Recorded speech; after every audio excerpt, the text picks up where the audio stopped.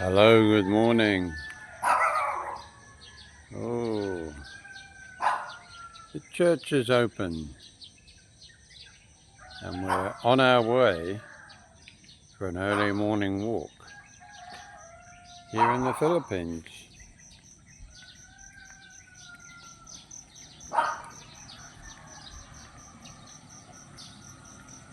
Only to be interrupted by the occasional motorbike going past.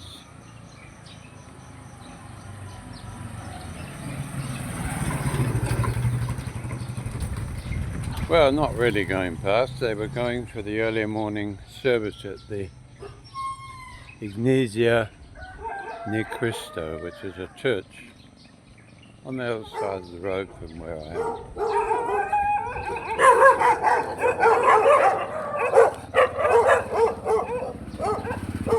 They always say hello when I come past. Come back, hello! Hello! Hello, little dog. Stars are still up there at the moment. Amazing.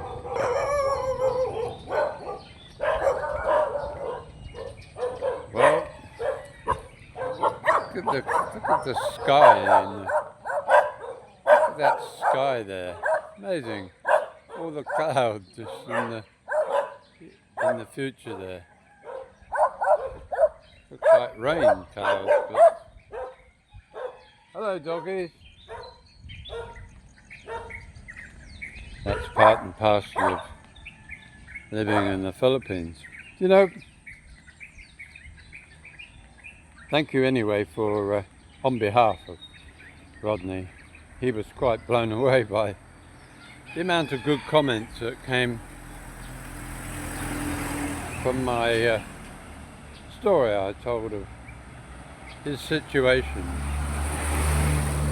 You may be pleased to hear that he's had some good advice, and that is that fortunately he was married to his wife Cecily, but if he hadn't been married it would have been a little bit different. But because he's married, the property that they built together passes automatically to the next of kin, himself. The land and the house, apparently, but it's only a temporary thing.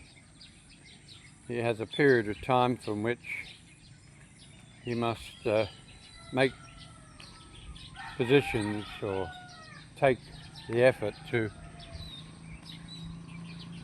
sell the property to a Filipina or a Filipino person.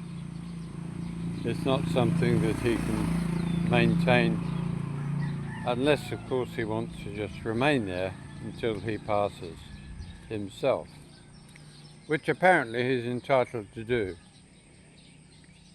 But again, I'm getting it, I suppose, third hand from him after he's spoken with his attorney, who no doubt has given him good advice.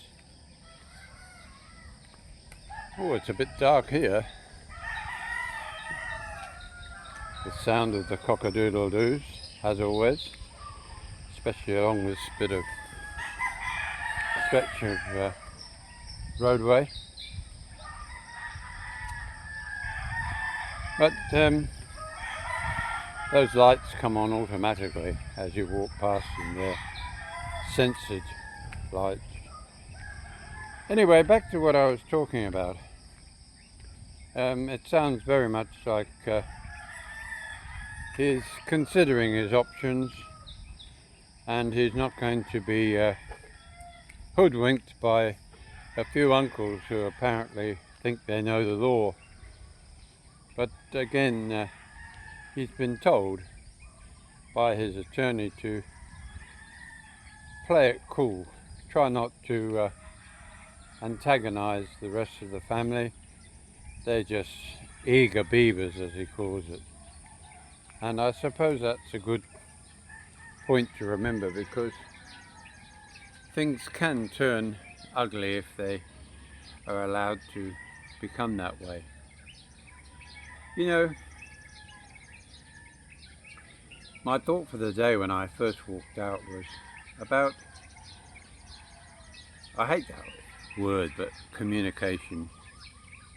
But it is really communication, regardless of how you look at it.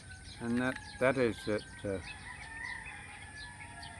having an in-depth conversation, no matter whether it's about something you've done in the past, or maybe even just a newsworthy item that you want to chat to your girlfriend or your wife about, is near impossible to achieve, simply because to do so is to assume that she's going to be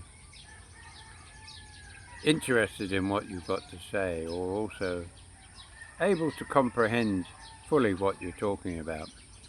I don't know whether many of you guys have tried having a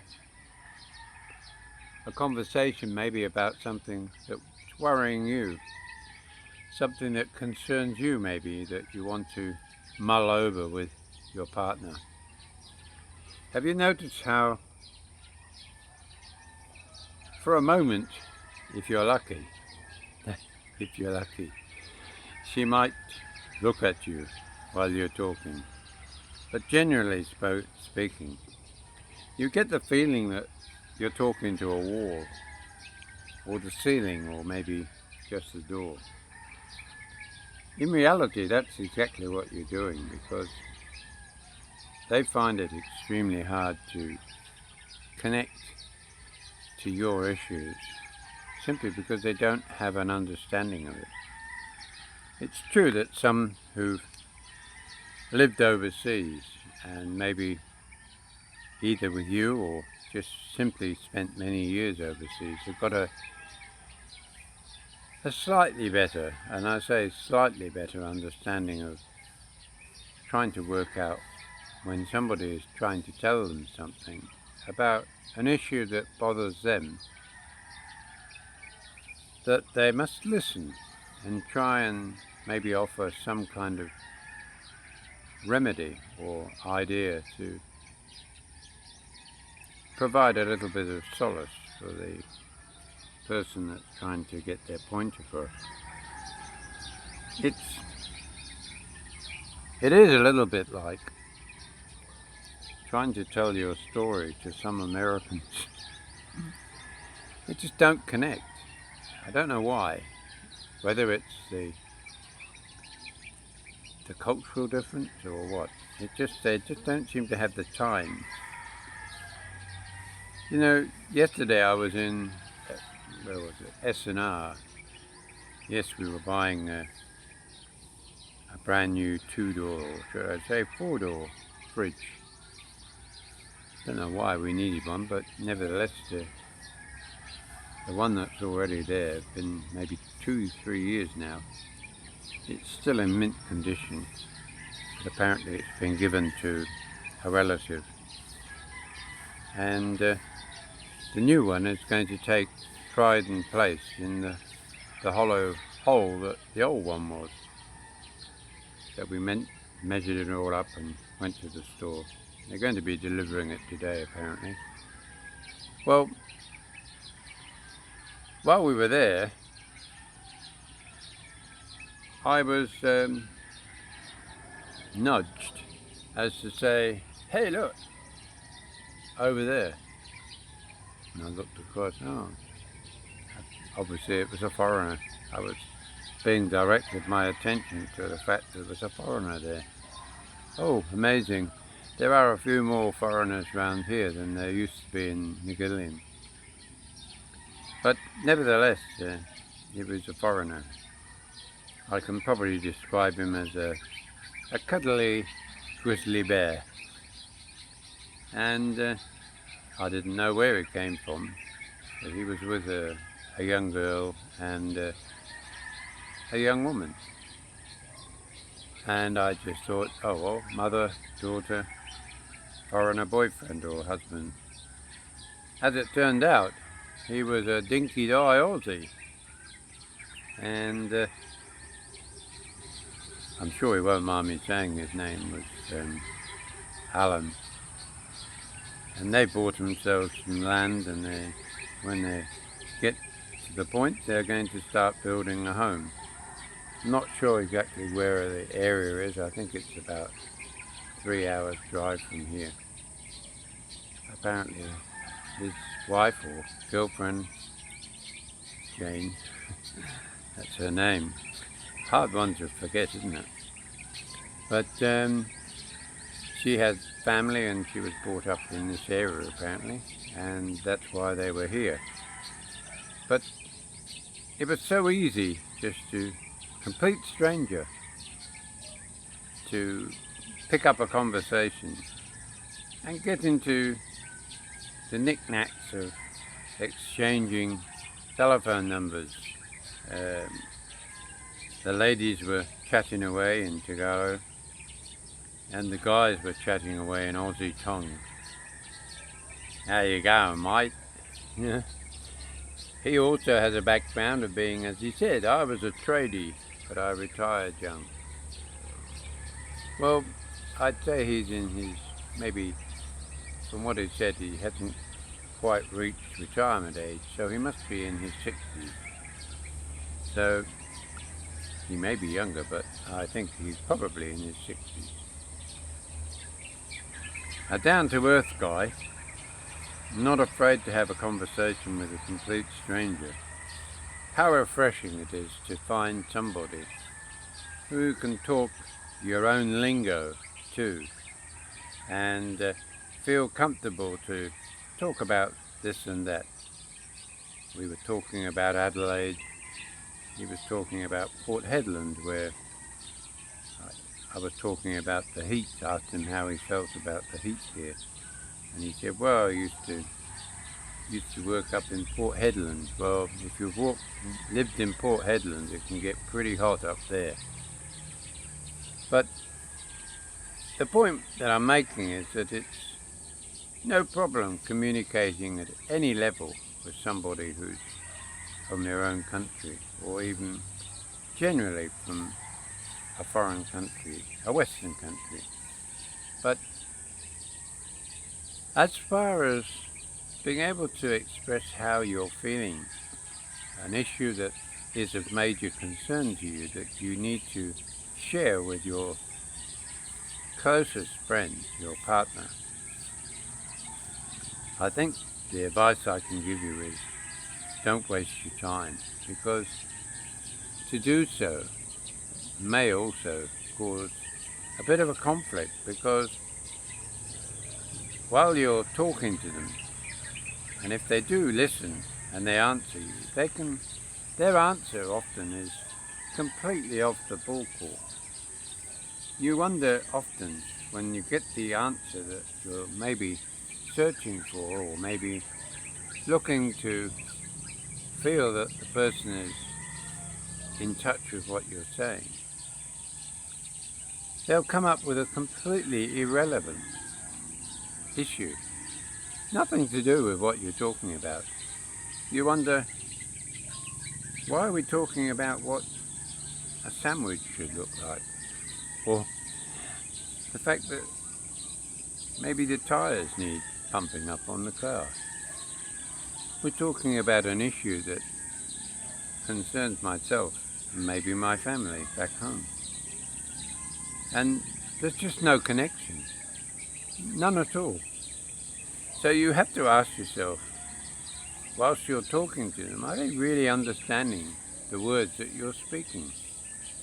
And I suppose the simplest answer to that is quite often no. They simply don't. And one has to wonder also that for all of these so-called loving relationships that we have with our Filipina in the Philippines, are they not just simply an exchange of money and security?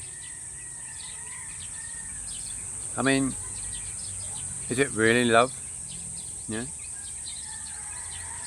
Can they honestly say they truly love you?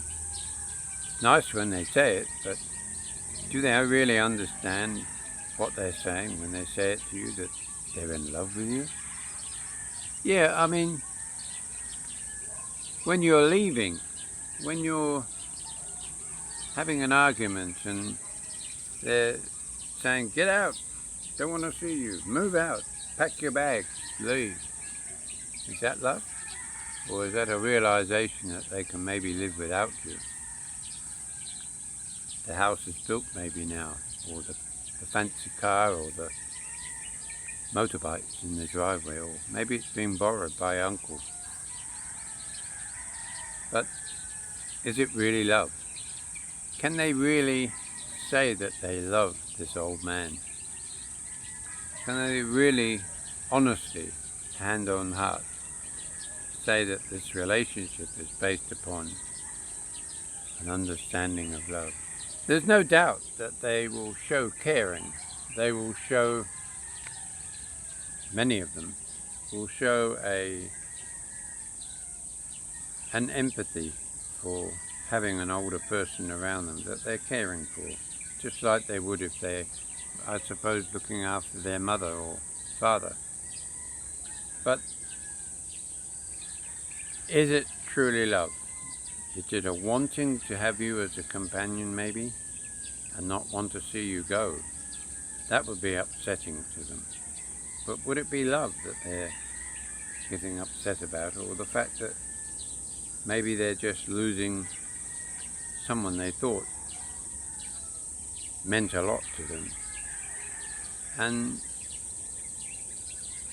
the reason I say that is because out there in the Philippines there are women who are what you would describe as financially secure, independent. They don't need our money. They have a good lifestyle before you came along. Nice home, fancy car, regular events to attend. They never walked around in substandard clothing. They've got nice jewellery, real ones you have to pawn. So for some, there is definitely a group of people, I should say, out there that would make good wives, because they're really basically looking, initially I say, looking for a companion, someone to have around the home, someone to fix that light bulb, to maybe be directed into painting a wall or a fence. And really, I suppose, attending events with you, so that they don't have to arrive as the unhappy widow or the merry widow, depending on how it worked out. So guys, my advice to you is don't get too involved in deep, meaningful conversations. If you need to have these, I think you need to have a certain group of people that you can trust and bounce off the ideas of what you're thinking from your own country. I have some very good friends that I can talk with, spend hours if I have to, and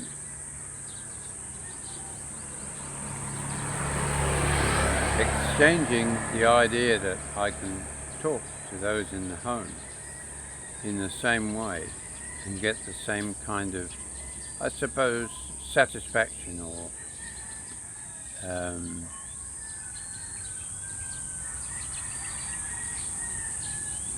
understanding. Here's a pipe dream. I just noticed on the window, on the wall, I was talking about an Aussie who I met yesterday, and if you look on the wall over there, it says Alan Hoagie. That's a bit of an ironic thing, isn't it? I met a guy called Alan, and he was quite good looking. So a shout out to Alan and Jane, and we hope everybody has a wonderful day. What is today? I have no idea what today is. It's another day in the Philippines. I think it's possibly Wednesday, maybe? Is it Wednesday? I don't know. Whatever day it is, it's just another day here in the Philippines. See how time can just slip by without you even knowing. Look at the sky is so beautiful. Even now it's just a little bit after 5:30. Sky up above, all the different colours in the clouds. But anyway guys, thanks for watching. Thanks for all your comments yesterday. And we hope that you all have a wonderful day. And we'll catch you later. Bye now.